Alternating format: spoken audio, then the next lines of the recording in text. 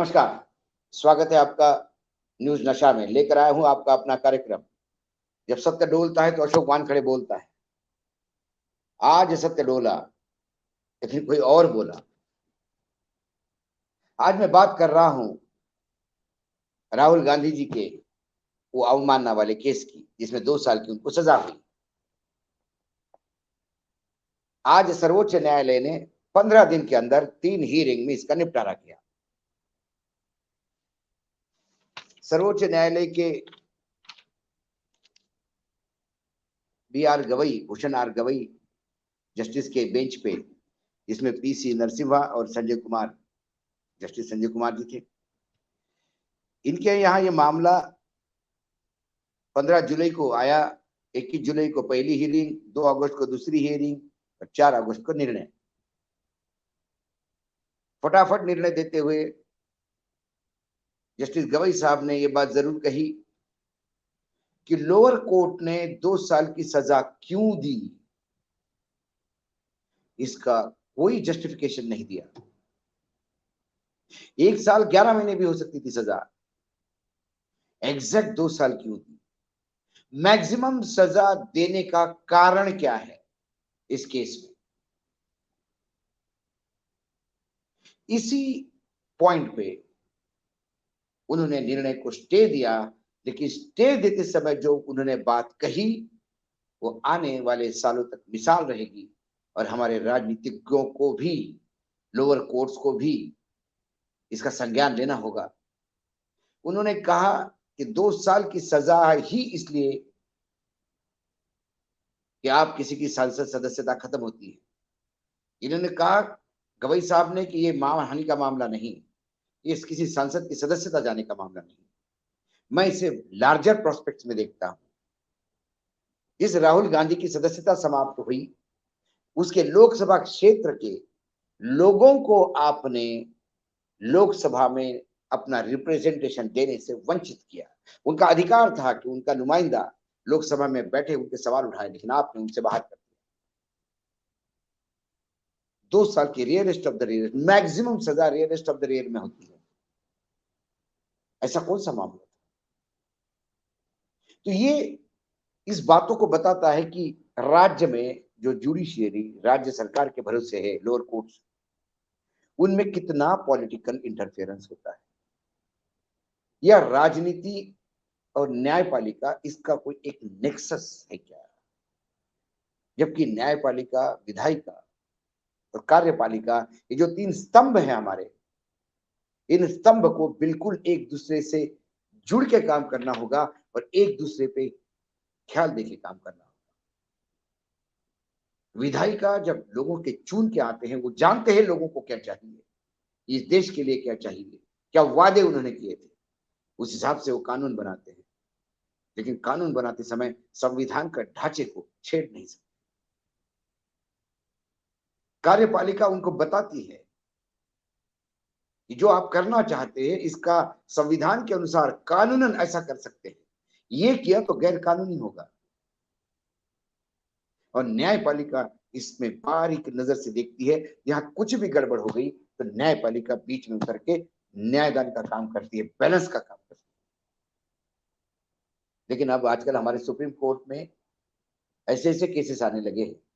सर्वोच्च न्यायालय में वो केसेस आने चाहिए जो नीचे से बिल्कुल, जिसमें बहुत कंफ्यूजन है, बहुत ज्यादा पटड़े का मामला है, लेकिन इसमें तो कुछ ऐसा था ही नहीं।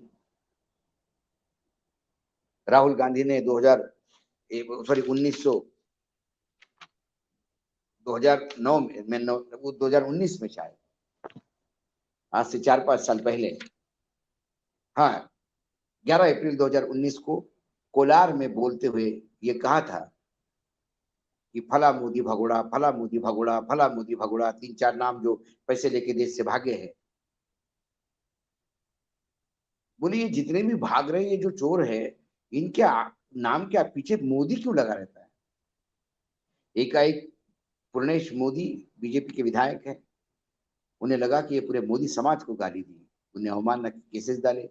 वो कोर्ट में केस कैसा गया, केस कैसा हाई कोर्ट से स्टे लाया, फिर वो कैसे जज बदले, जज बदलने के बाद जिस जज ने दिया उसको प्रमोशन कैसा हुआ, सुप्रीम कोर्ट ने, ये बहुत सारी बातें हो चुकी।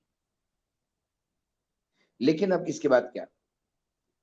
क्या राहुल गांधी की सर्वोच्च न्यायालय की स्टे के बाद तुरंत राहुल गांधी की बहाली होगी? क्या राहुल गांधी 8-9 तारीख के दिन जो अविश्वास प्रस्ताव पे बहस है उस पर भाग लेने का उनको चांस मिलेगा? या फिर जैसे राष्ट्रवादी कांग्रेस के एक सांसद केरल के थे, उनका वापस सदन में सदस्यता बहाल हुई, लेकिन उनको सदन में आते आते 1 महीने का टाइम लगा। सारे सीनियर नेता लगातार स्पीकर के चक्कर काट रहे थे और स्पीकर थे कि वो आराम से ले रहे थे। जिस स्पीड से राहुल गांधी की सदस्यता समाप्त हुई, जिस स्पीड से उनका घर खाली करवाया गया, मामला तो बनता है उसी स्पीड से उनकी वापसी भी हो। लेकिन जो चीज हमारे सत्ताधीशों को सूट करती है, जो उनके लिए अच्छी है, उनके लिए भले देश के लिए खराब हो, लोग परंपरा तोड़ती हो, संविधान की अवहेलना करती हो, वो चीज करने में हमारे यहाँ सारे लोग तत्पर रहते हैं। और जो चीज संवैधानिक हो, परंपरा के अनुसार हो, यदि वो तकलीफ देय होगी तो फिर उसको बड़ा टालम टोल करते हुए देखते हैं, करते हैं, बहुत सारा काम है बाकी, ये इतना इंपॉर्टेंट नहीं है। तो मुझे तो बड़ा डाउट है कि इनको अविश्वास प्रस्ताव में बैठने देंगे या नहीं देंगे, क्योंकि राहुल की वापसी ये भाजपा के चेहरे पे कालिक तो है। क्योंकि 2 साल की सजा होने के बाद जो उत्सव उन्होंने मनाया था, वो मात्र 133 दिनों तक वो आनंद इनके चेहरे पे लगा।